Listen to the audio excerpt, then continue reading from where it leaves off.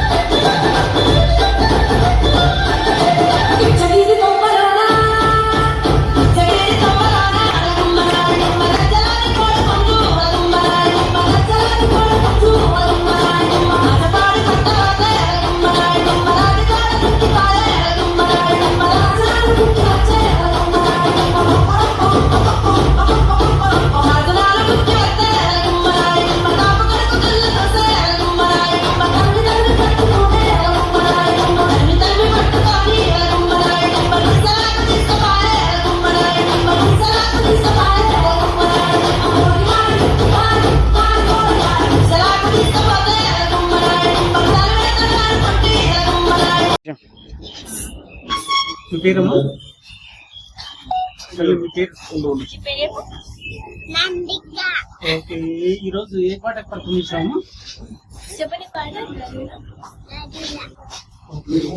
కొంచెం నేర్చుకుంటున్నావు dance? 6 months లోనే స్టేజ్ ప్రోగ్రామ్ చేసావు. ఎట్లా నేర్పిస్తుంది మేడం? ఎట్లా ఉంటుంది దగ్గర madam dance master? Dance master ఏం చదువుకుంటున్నావు? First class. Good good. Okay, అందరికీ నమస్కారం. నా పేరు తరుణి. మేము శాంతినగర్ లాలపేట నుంచి వచ్చాము. మా ఇన్స్టిట్యూట్ పేరు తరుణి కళా నిలయం. నేను అప్ టు 40 members ని ట్రైన్ చేస్తున్నా ఇప్పటికి. అండ్ ఇప్పుడు 16th August కూడా మేము ప్రోగ్రామ్ కి వెళ్తున్నాము. కూచిపూడి సార్. నేను 2.5 years. నేను 2.5 years నుంచి. అంటే నేను ఫస్ట్ స్కూల్ కి వెళ్ళలేదు, డాన్స్ క్లాస్ కి వెళ్ళిన. అప్పటి నుంచి నేర్చుకుంటున్నా. సో 10th లో నా సర్టిఫికేట్ కంప్లీట్ చేసిన, సర్టిఫికేట్ కోర్స్. ఇప్పుడు డిప్లొమా చేస్తాను. తెలంగాణ, ఆంధ్రలో ఎక్కడెక్కడ పర్ఫామ్ చేశారు? బిర్లా ఆడిటోరియం, పొట్టి శ్రీరామ్ తెలుగు ఇండస్ట్రీ, ఇంకా చాలా ప్లేసెస్ లా. నేను తినుమా సిస్టర్, నా స్టూడెంట్ కూడా భరత వేదం చేశాము. తిను నేహశ్రీ నా స్టూడెంట్, వినాయక గౌతమ్ చేసింది. తను కూడా నా స్టూడెంట్, నక్షత్ర ఫోక్ డాన్స్ బోనాల మీద. రెండు సార్. ఎంతమంది స్టూడెంట్స్ ఇక్కడ ఈరోజు కార్యక్రమంలో పాల్గొంటున్నారు? 1 2 3 4 సార్. మీ స్టూడెంట్ ఎంతమంది టోటల్ గా? 42 అట్లా. 2 సంవత్సరాల లేదు, 1.5 year నుంచి పెట్టినా. Shantinagar Lalapet blue eye model school opposite. Taruni Kala Nilayam. తరుణి పేరు పైన నేను 7th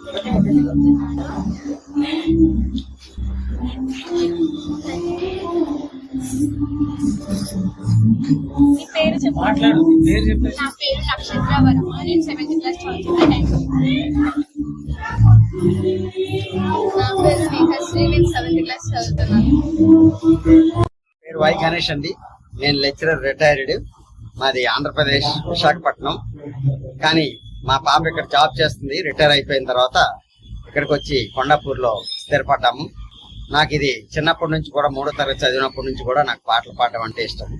విన్న వాళ్ళందరూ కూడా 3వ తరగతిలోనే బాగా పాడుతున్నారు మీరు, మీరు ఎందుకు ప్రాక్టీస్ చేయకూడదంటే తర్వాత నేను 7వ తరగతి నుంచి సంగీతం కూడా నేర్చుకున్నాను డిగ్రీ వరకు. ఆ తర్వాత అనేక రకాలైనటువంటి ప్రోగ్రామ్స్ ఇచ్చాను. నేను టీవీలో జెమినీ టీవీలో పాడానండి, అలాగే ఆల్ ఇండియా రేడియో విశాఖపట్నంలో కూడా పాడాను.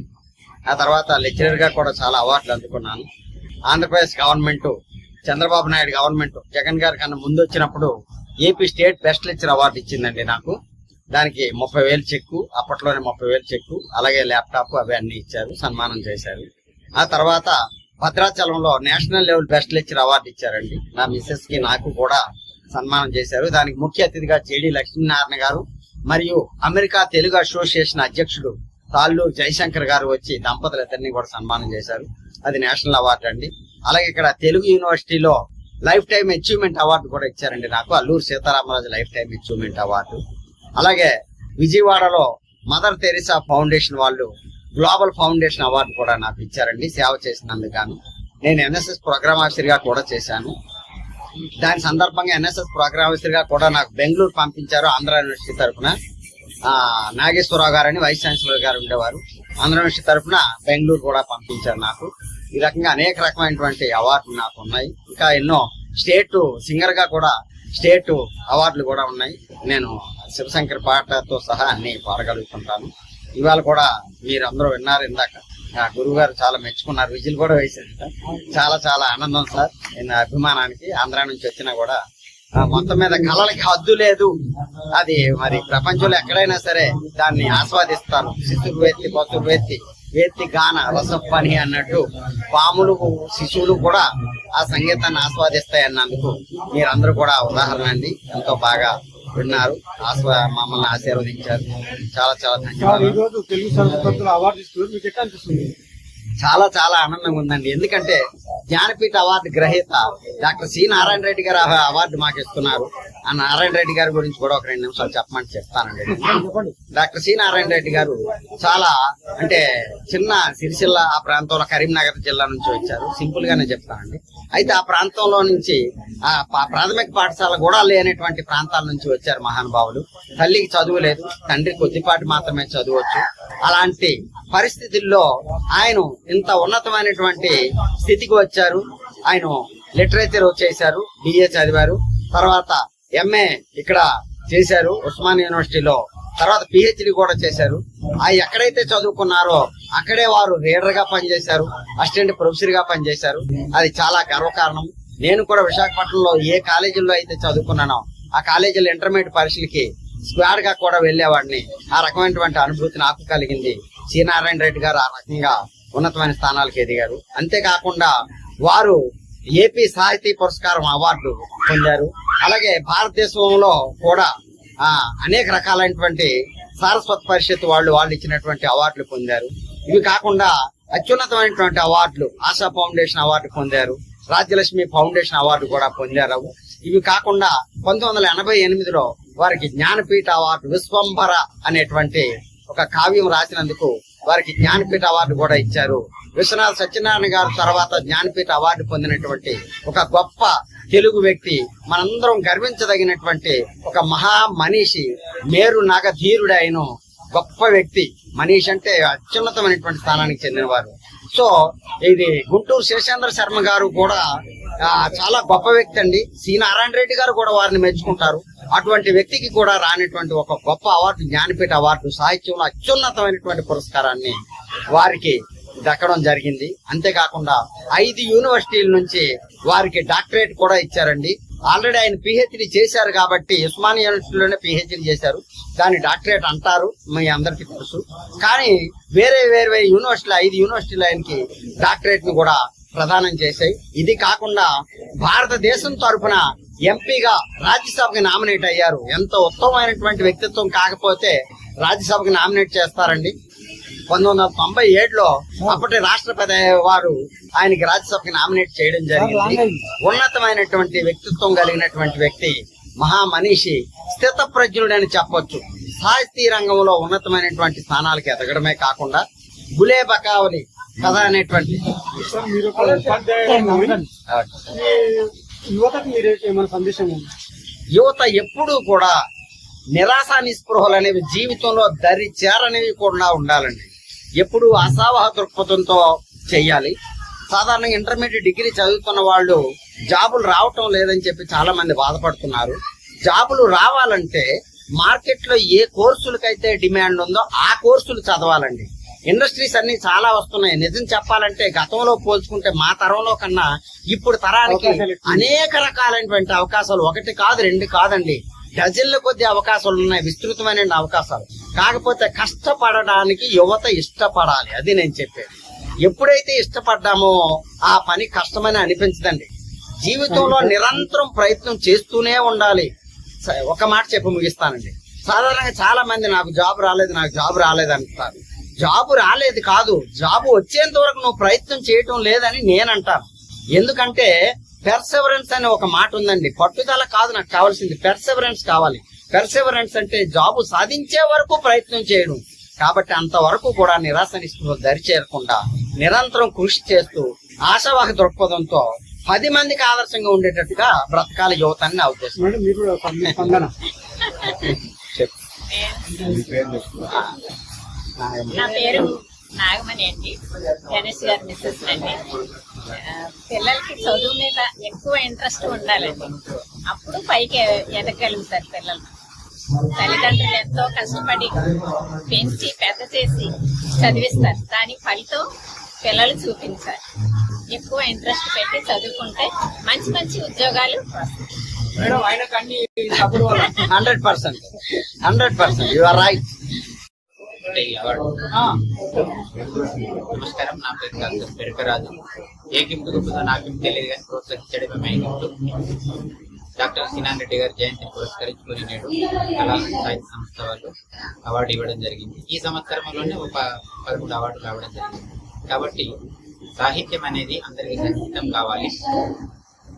ఏ కులము వెన్నలది తెమ్మరలెట్టి జాతికి చెందినట్టివి అట్టిదే కదా మానవత్వం అన్నిటికీ ఎత్తైన సత్యమన్న సినారెడ్డి మాటలు అందరూ ఆలకించాలి. అదే విధముగా హైదరాబాద్ భాగ్యనగర్ ఉన్నటువంటి పొగబంటిటికి సుట్టిగా సంభ్రమాత్మకం సాలార్జంగు పూజ్యం కొడలి వంకులు తెలుపు తటి చీరతో నిలుచు పడతి కనపడ సిగ్గు పడబోకు చిత్రమది. అలాంటి కళలు కార్యక్రమాలు ఉన్నటువంటి మన ఈ భాగ్యనగరంలో ప్రతి వారు ఉండాలి. నేను ఆర్మీలో జూనియర్ అధికారి హోదాలో ఉంటున్నాను. ఇప్పుడు నేను 13 సంపుటాలు విరమించాను. 9 భాషల్లో నేను అనువాదం చేస్తుంటాను. ఇది పురస్కారం అనేది ఇతరులకు ఒక అనుభూతినివ్వాలి. దానివల్ల ఇతరులు, ఒక యువత పట్టుకొమ్మలు నేడు ఒక ప్రతి అవకతవకలు పాడుతున్నటువంటి ఒక యువతకు ఒక స్ఫూర్తి అయి ప్రతి వాళ్ళు కూడా మంచి సన్మార్గంలో నడవడానికి ఈ యొక్క గిఫ్టులు పెడుతుంటారు.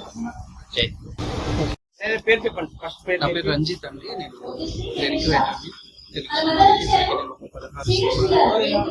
నేను పైన పాటలు చేశాను. సో ఈ సినారి అవార్డు రావడం నిజానికి ఒక అదృష్టంగా భావిస్తున్నాను. ఎందుకంటే ఆయన పాటలు ఇది లైక్ అందరూ పెరిగిన వాళ్ళే. సో ఆయన పాటలు ఎప్పటికీ మనకి మనసులో ఉండిపోతాయి. సో ఆయన పేరు మీద నాకు ఈ అవార్డు రావడం నేను చాలా అదృష్టంగా భావిస్తున్నాను. అండ్ ఇలాంటి పురస్కారాలు ఇస్తున్న సాహితీ కళా సేవ సమితికి ఎప్పటికీ రుణపడి ఉంటారు. అవార్డ్స్ లైక్ నేను మ్యాక్సిమం ఐ థింక్ ఇది నాది ఒక 3వ అవార్డు అండి. నాకు గత 4 సంవత్సరాలకి నేనేం అవార్డు తీసుకోలేదు నిజానికి. లైక్ ఒక 4 సంవత్సరాల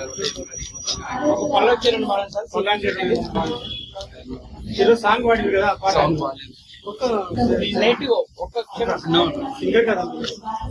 రైటర్ సాంగ్ రైటర్ మీకున్న అనుబంధం శ్రీనారాయణ రెడ్డి గారి నన్ను దోచుకుంటూ పోతే లైక్ ఈ మన స్వర్ణ కమలం కానీ స్వాతిముఖి కానీ ఇట్లా సినిమాల పాటలు అప్పుడు మా నాన్న వాళ్ళు చూసే టైంలో మేము చూసి పెరిగిన వాళ్ళమే. సో ఆయన సాహిత్యం అద్భుతం. అలాంటి సాహిత్యాలు రాసేవాళ్ళు మన ఈ జనరేషన్లో చాలా తక్కువ ఉన్నారు.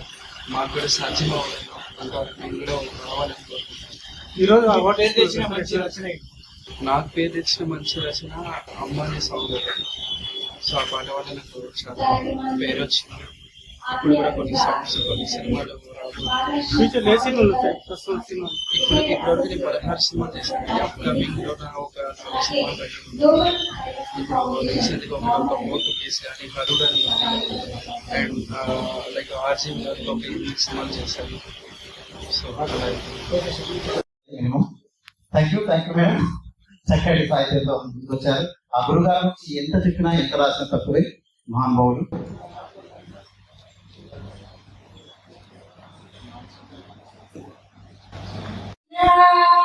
నీ పలుకులతో నీ పాటల సారి తెలుగు తల్లికి నువ్వే కదా ఆని ముఖ్యము.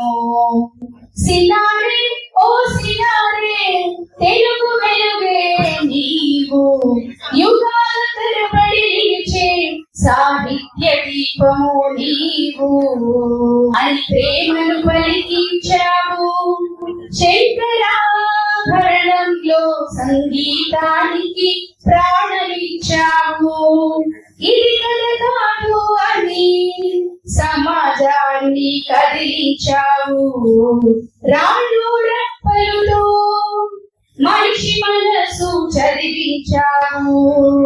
నీ కలం ఒక గళమై నీ కలం ఒక కలమై నీ కలం ఒక గళమై నీ కలం ఒక కలమై కోటి గుండెల్లో చిరస్థాయిగా నిలిచావు. సినారే ఓ సినారే తెలుగు వెలుగే నీవు యుగాల తరబడి నిలిచే సాహిత్య దీపము నీవు. తనలోట నిలిచే వెలుగు పువ్వులు సినారే ఓ సినారే తెలుగు వెలుగే నీవు యుగాల తరబడి నిలిచే సాహిత్య దీపము నీవు యుగాల తరబడి నిలిచే సాహిత్య దీపము నీవు. Thank you. ధన్యవాదాలు.